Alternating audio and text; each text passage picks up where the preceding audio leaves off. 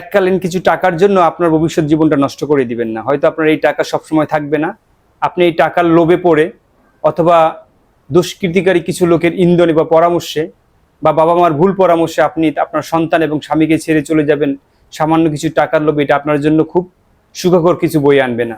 আসসালামু আলাইকুম। দেশ ও দেশের বাইরে যে যেখান থেকে আজকের এই পর্বটি দেখছেন, প্রত্যেককে জানাই শুভেচ্ছা অভিনন্দন।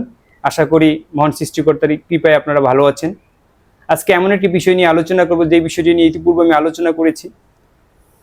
বিষয়টি হচ্ছে যে যৌতুক নিরোধ আইনে মামলা করে সেই মামলার পরিণতি কি হয়। মূলত যৌতুক নিরোধ আইনের যে মামলাগুলো হয়, এই মামলাগুলোর 90% মামলায় মিথ্যা হয়।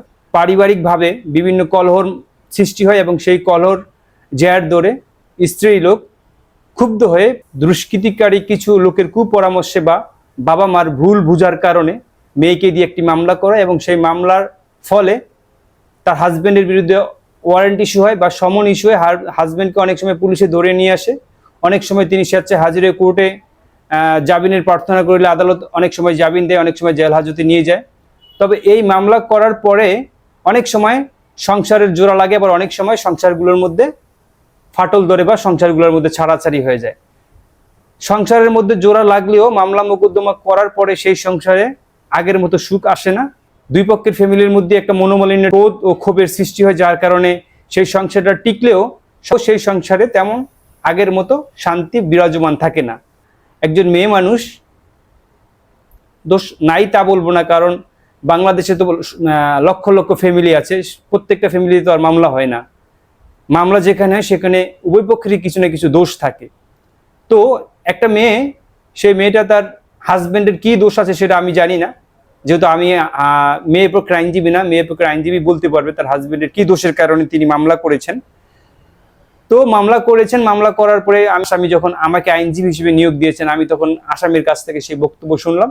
বক্তব্য শোনার পরে আমি অনেকটাই অবাক হলাম বা হতবাক হলাম এই জন্য যে মামলা করেছে এই জন্য আমি অবাক হইনি। যে মেয়েটা তার হাজব্যান্ডের বিরুদ্ধে মামলা করেছে সেই মেয়েটা তার 6 মাসের ছোট্ট একটা কন্যা সন্তানকে রেখে চলে এসে মামলা মোকদ্দমা করেছে। তো এই মামলাটা করেছে মূলত এই বছরের জানুয়ারি মাসের শুরুর দিক দিয়ে।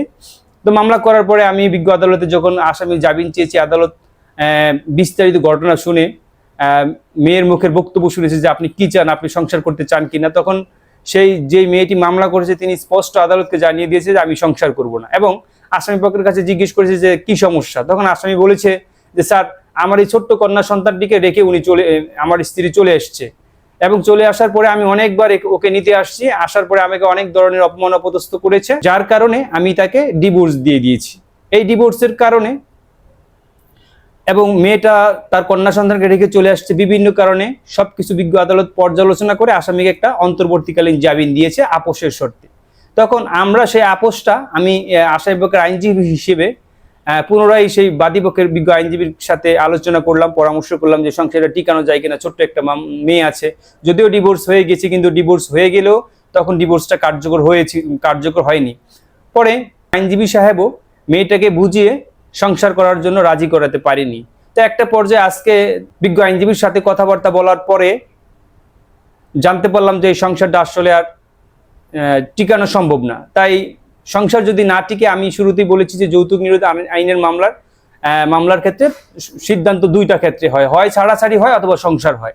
তো যেহেতু সংসার হবে না, তাহলে ছাড়াছাড়ি হবে। এখন ছাড়াছাড়ি করতে গেলে যেহেতু ছেলে আগেই ডিভোর্স দিয়ে দিয়েছে, যেহেতু একতরফা ডিভোর্স ছিল, ডিভোর্স অলরেডি এখন কার্যকর হয়ে গিয়েছে। এখন মেয়ের দেনমোহরের টাকা পাওনার বিষয় আছে।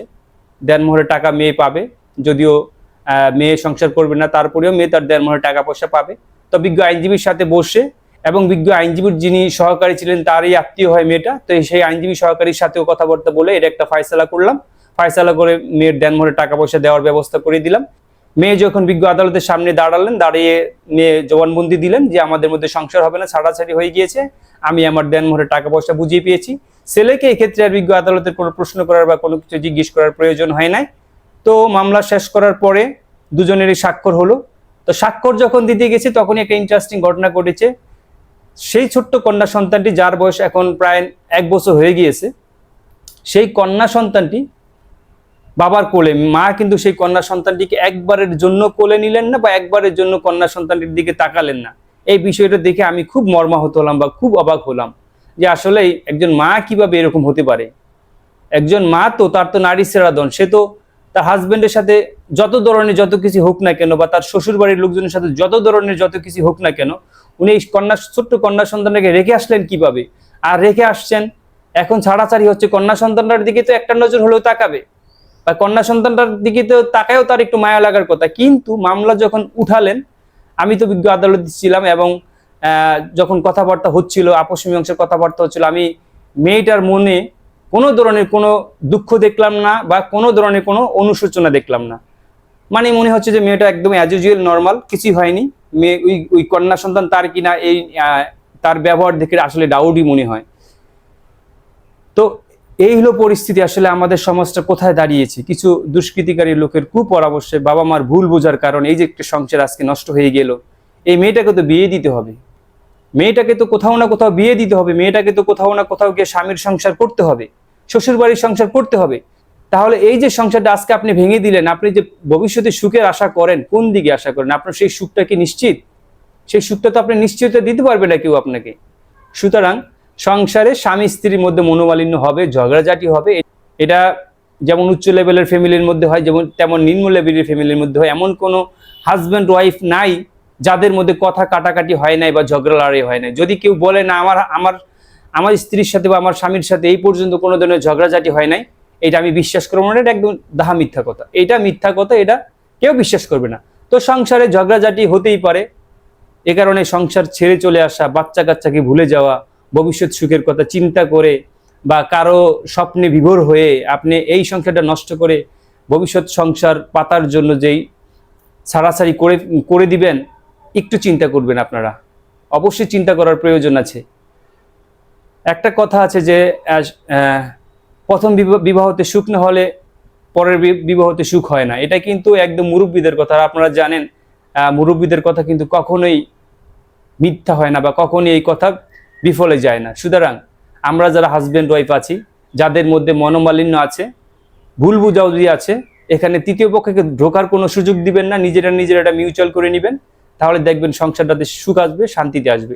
এবং আরেকটি কথা যেটা বলতে চাই সেটা হচ্ছে যে এক পক্ষ যখন রাগ হয়ে বা মনে ক্রুব্ধ হয়ে কোনো ধরনের কথাবার্তা বা খারাপ বিহেভ বা আচরণ করে, আপনারা আরেক পক্ষ তা হজম করার চেষ্টা করবেন। আজকে হয়তো তিনি আপনার সাথে খারাপ বিহেভ করতেছে, একটু পরে কিন্তু তার এই খারাপ বিহেভ থাকবে না। কিন্তু আপনি এই খারাপ বিহেভকে মাথায় নিয়ে আপনিও যদি উল্টা রিয়েক্ট করেন, তাহলে কিন্তু এটার পরিণতিটা খারাপের দিকে যাবে, এটা ভালো হবে না। সুতরাং আপনাদের প্রতি অনুরোধ রইল, সংসার ছাড়াছাড়ি করার পূর্বে, মামলা মোকদ্দমায় যাওয়ার আগে নিজেদের মধ্যে মিউচুয়াল করার চেষ্টা করুন।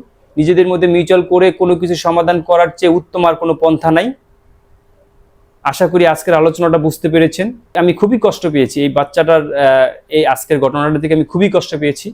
আমি আল্লাহর কাছে দোয়া করব যাতে ভবিষ্যতে এই ধরনের ঘটনা না ঘটে, সব বাবা মাই তার বাচ্চাদের নিয়ে সুখী শান্তিতে থাকুক, এই প্রত্যাশা করি। এবং আপনাদের সতর্কতা অবলম্বন করার জন্য অনুরোধ করে আজকের মতো শেষ করতে চাই।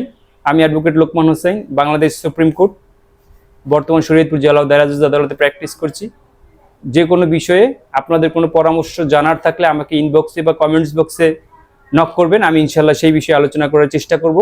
ততদিন পর্যন্ত বা ততক্ষণ পর্যন্ত আপনারা সকলেই ভালো থাকবেন। আল্লাহ হাফিজ।